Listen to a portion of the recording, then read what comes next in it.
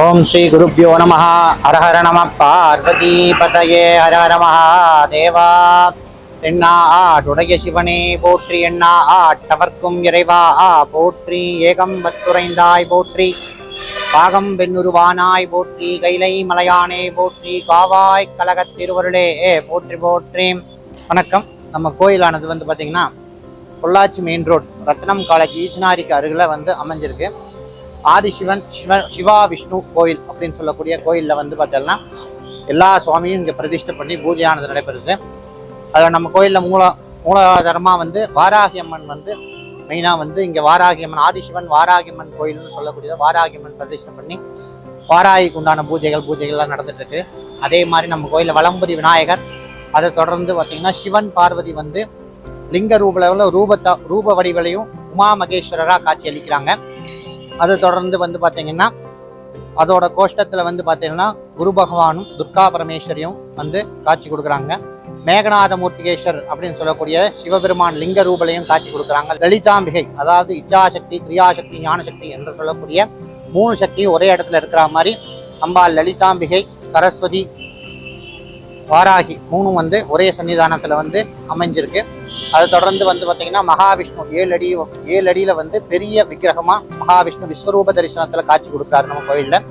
ராமர் சீதை லக்ஷ்மணர் பட்டாபிஷேக கோலத்தில், கல்யாண கோலத்தில் ராமர் சீதை லக்ஷ்மணரோட ராமபிரானு காட்சி கொடுக்குறாரு. வீராஞ்சநேய சுவாமியோட காட்சி கொடுக்குறாரு. லட்சுமி நரசிம்மர் பிரதிஷ்டை பண்ணி அதுக்குண்டான பூஜை முறைகள் நடக்குது. ஹைகிரீவர், கல்விக்கு அதிபதியாக இருக்கக்கூடிய ஹைகிரீவரும் சரஸ்வதியும் நம்ம கோயிலில் இருக்குது.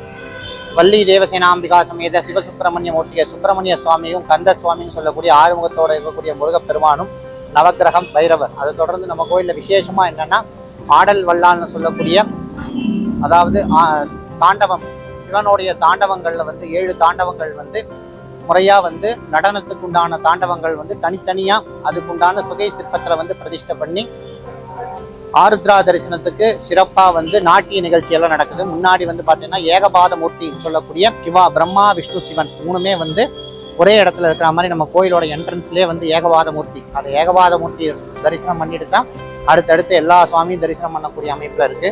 அதை தொடர்ந்து நம்ம கோயிலில் என்ன விசேஷங்கள் அப்படின்னு சொல்ல போனீங்கன்னா அந்தந்த சுவாமிகளுக்கு அந்தந்த சுவாமியோட நட்சத்திரத்துல இப்போ லட்சுமி நரசிம்மருக்கு எடுத்துக்கிட்டீங்கன்னா சுவாதி நட்சத்திரத்து அன்னைக்கு ஹோமம் அபிஷேக பூஜையோட நடைபெறும். வளர்பிற தேய்பிற 2 பஞ்சமிக்குமே 6 மணிக்கு ஹோமம் முடிஞ்ச அபிஷேகம் அலங்கார பூஜையோட, சிறப்பு அலங்கார பூஜையோட நடைபெறும். அதை தொடர்ந்து பார்த்தீங்கன்னா வர்றவங்க எல்லாருமே அம்மியில மஞ்சள் அரைச்சு சாத்தக்கூடிய நிகழ்வு நம்ம கோயிலில் நடைபெறுது. அதே மாதிரி வருஷத்துல ஒரு தடவை விஜயதசமி அன்னைக்கு அம்பாள் லலிதா திரிபுர சுந்தரிக்கு நெய்க்குல தரிசனம் அப்படிங்கிற விசேஷம் அதாவது பண்டாசுரன்கிற அரக்கனை அம்பாள் வதம் பண்ணி உக்ர ரூபினியா காட்சி அளிக்கிறாங்க. அவங்கள சாந்தப்படுத்தணும் அப்படிங்கிறதுக்காக அம்பாளுக்கு பிரீத்தியான சக்கரை பொங்கல்ல பள்ளையும் விட்டு அதில் நெய் விட்டு நெய்யில் அம்பாள் முகத்தை பார்க்கறது ரொம்ப விசேஷமான காட்சி.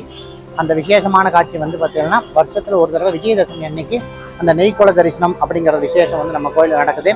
அதை தொடர்ந்து பார்த்தீங்கன்னா சரஸ்வதிக்கு விஜயதசமி அன்னைக்கு வித்யாரம்பம் விசேஷ பூஜைகள்லாம் நடக்குது. பிரதோஷ காலங்களில் சிவனுக்கு அபிஷேக அலங்கார பூஜையும், லலிதாம்பிகை விஜயதசமி அன்னைக்கு நெய்க்குல தரிசனமும், வாராய்க்கு வளர்பிற தேய்பிற பஞ்சமி 2 பஞ்சமிக்குமே ஹோமத்தோட அபிஷேக அலங்கார பூஜை நடக்குது. அது தவிர கிருத்திகைக்கு முருகப்பெருமானுக்கும் சங்கடகர சதுர்த்தி விநாயகருக்கும் ஆண்டாள் எங்கேயுமே இல்லாத அளவுக்கு 6 அடி உயரத்துல கல் மாலையோட அமைப்புல ஆண்டாள் பிரதிஷ்டை பண்ணி பூஜை ஆகுது. ஆண்டாளுக்கு மாசம் பூர நட்சத்திரத்து அன்னைக்கு அபிஷேக அலங்கார பூஜை நடக்குது. உத்தர நட்சத்திரத்து ஐயப்பனுக்கு பூஜை இந்த முறைகள் நடக்குது. அவசியம் எல்லாரும் இந்த சாமி தரிசனம் பண்ணுங்க.